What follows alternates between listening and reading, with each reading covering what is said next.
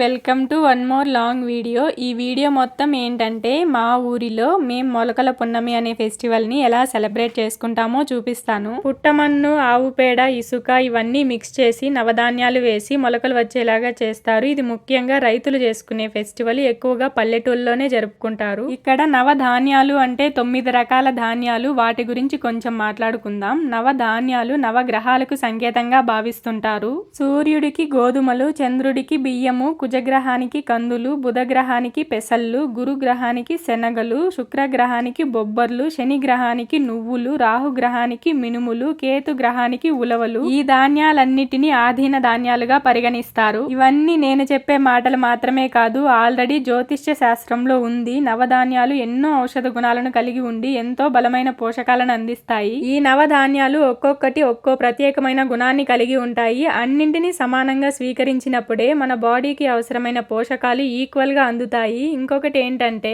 ఈ మాట నాకు కూడా బాగా నచ్చింది. ఏంటంటే, జీవితంలో కూడా అన్ని రకాల మనస్తత్వాలు ఉన్న వాళ్ళని కలుపుకొని పోయినప్పుడే మన జీవితానికి పరిపూర్ణత ఏర్పడుతుందనే విషయాన్ని కూడా ఈ నవధాన్యాలు స్పష్టం చేస్తాయంట. ఈ మొలకల పున్నమినే చైత్ర పున్నమి అని కూడా అంటారు. ఈ పండుగను తెలుగు నెల చైత్ర మాసంలో పౌర్ణమి రోజున జరుపుకుంటాము. ఇలా ఈ నవధాన్యాలతో చేసిన మొలకలు ఏవైతే ఉన్నాయో వీటిలన్నిటినీ పండుగ రోజు తీసుకెళ్లి పంట పొలాల దగ్గర, దేవాలయాల దగ్గర పెట్టి పూజించి, ఈ మొలకలు వచ్చిన విధంగా మా ఊరంతా పచ్చటి పంట పొలాలతో మంచిగా ఉండాలని గౌరీ పూజ చేస్తాము. ఈ మొలకలన్నీ పచ్చగా ఏపుగా ఎలా పెరిగాయో అలాగే ఈ ఇయర్ పంటలు కూడా మంచిగా పండాలి అని ప్రకృతి దేవతని వేడుకునే పండుగ కూడా. నేను ఇంతవరకు ఇచ్చిన ఇన్ఫర్మేషన్ లో నేను ఏదైనా తప్పుగా మాట్లాడుంటే ఒకసారి కామెంట్ చేసి చెప్పండి. నేను కూడా ఎప్పుడు ఈ మొలకల పున్నమి అని వినటమే తప్ప నాకు కూడా ఈ ఇన్ఫర్మేషన్ తెలీదు. ఇంకా వీడియోలో చెప్పాలి కదా అని కొంచెం బ్యాక్గ్రౌండ్ వరకు రీసెర్చ్ చేస్తే ఈ విషయాలన్నీ తెలిసాయి. ఇక ఇక్కడ నుంచి మన వ్లాగ్ ని కంటిన్యూ చేద్దాం. పున్నమి రోజు రాత్రి ఈ మొలకలన్నీ తీసుకొని మా ఊరి చుట్టూ ఉండే చిన్న చిన్న గుడులలో, అంటే ఎల్లమ్మ గుడి, మారెమ్మ,